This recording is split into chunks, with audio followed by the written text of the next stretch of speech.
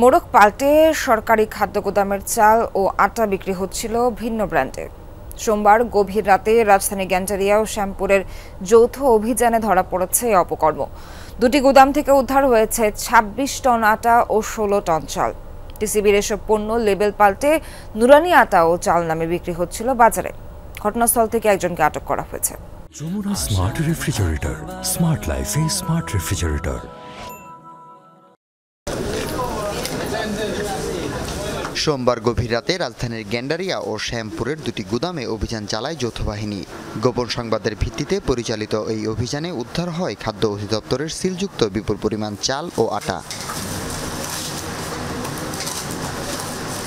মূলত আরকে এন্টারপ্রাইজ নামের একটি প্রতিষ্ঠান গোপনে খাদ্য অধিদপ্তরের আটা ও চালের বস্তা সংগ্রহ করে সেগুলোর মোড়ক পাল্টে নতুন করে নাম দেয় নুরানি আটা ও নুরানি চাল। এরপর এসব পণ্য বিক্রি হতো ঢাকা, চট্টগ্রাম, সিলেট সহ দেশের বিভিন্ন প্রান্তে। অভিযানে দুটি গুদাম থেকে জব্দ করা হয় প্রায় ২৬ টন আটা ও ১৬ টন চাল। খাদ্য অধিদপ্তরের যে বস্তা সিল সম্বলিত যে বস্তাগুলো দেখলাম, সেগুলো হচ্ছে তারা খুলে আবার অন্য কোনো একটা ব্র্যান্ডের নামের বস্তার মধ্যে সেটা আবার দিয়ে তারপর বাইরে বিক্রি করে দিচ্ছে। অভিযানের খবর পেয়ে গুদামের মালিক ও সংশ্লিষ্ট কর্মচারীরা গা ঢাকা দেয়। তবে ঘটনাস্থল থেকে একজনকে আটক করে জিজ্ঞাসাবাদ করে যৌথ বাহিনী। এই চক্রটা বেসিক্যালি হয়তো দীর্ঘদিন যাবৎ চলে আসতেছিল, যে নিডি পিপল যারা আছে, গরিব মানুষ, তারা হয়তো জিনিসটা বঞ্চিত হচ্ছে।